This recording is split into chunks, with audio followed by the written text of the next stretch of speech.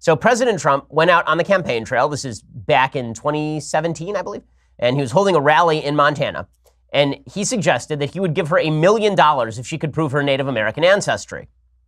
And we will say, I will give you $1 million to your favorite charity, paid for by Trump, if you take the test and it shows you're an Indian, you know. So today, Elizabeth Warren came forward with the evidence that she was, in fact, Native American. Now, I think that it is important to note, if you don't believe in media bias, you have to check out the headlines today, because the headlines today are truly astonishing. The headline today from the Daily Beast suggests that there is strong evidence that she is Native American.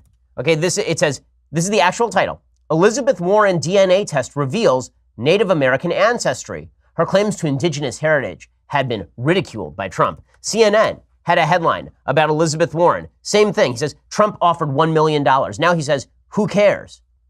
And Elizabeth Warren releases test with strong evidence of ancestry.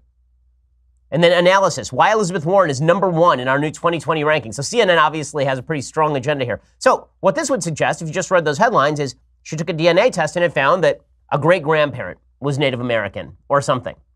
Well, not so much. So she took a DNA test, and here's what it showed. This is according to the Boston Globe.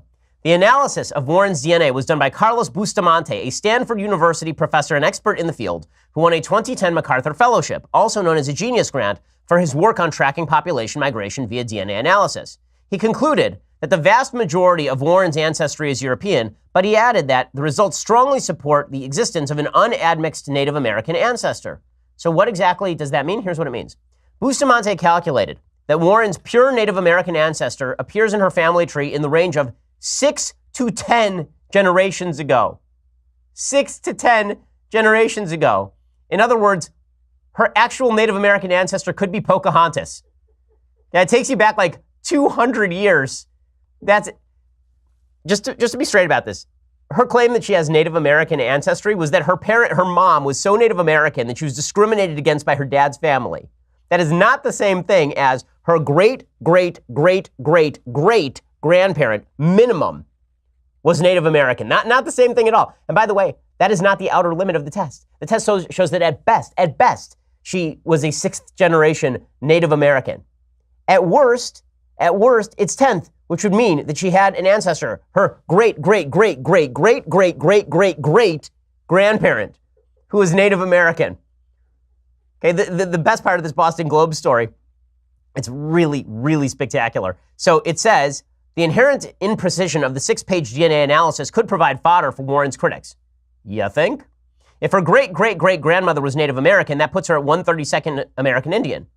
But no one says she's 132nd. The minimum, right? The minimum is that she is 1/512th or something. She's not, like 132nd is not actually a 6th generation Native American. That's like a 4th generation Native American.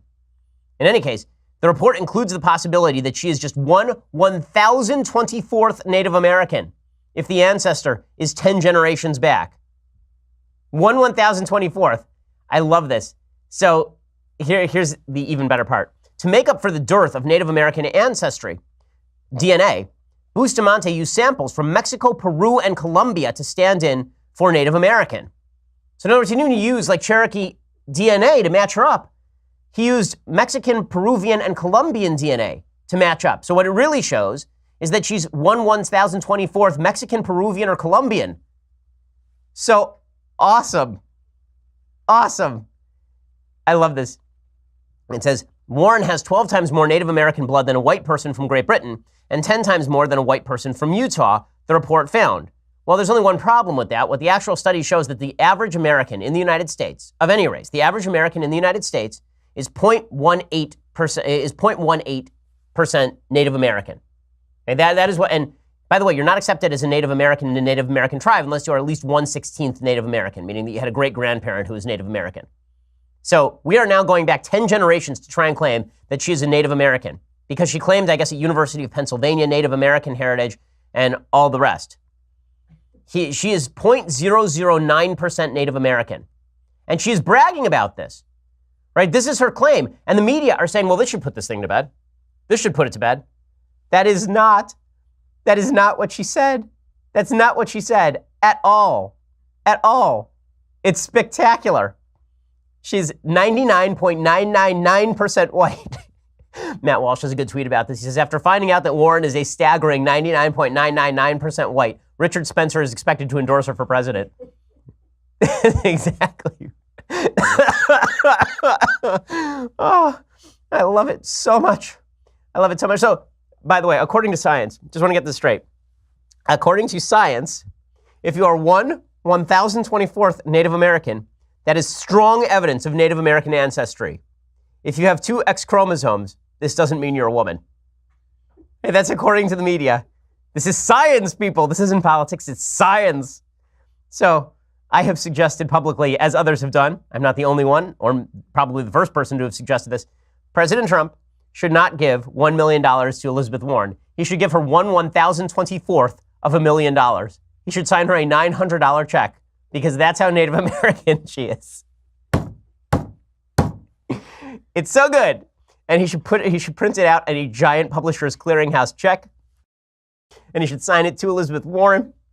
And in the subject line, he should write, failing 2020 campaign. It's just spectacular.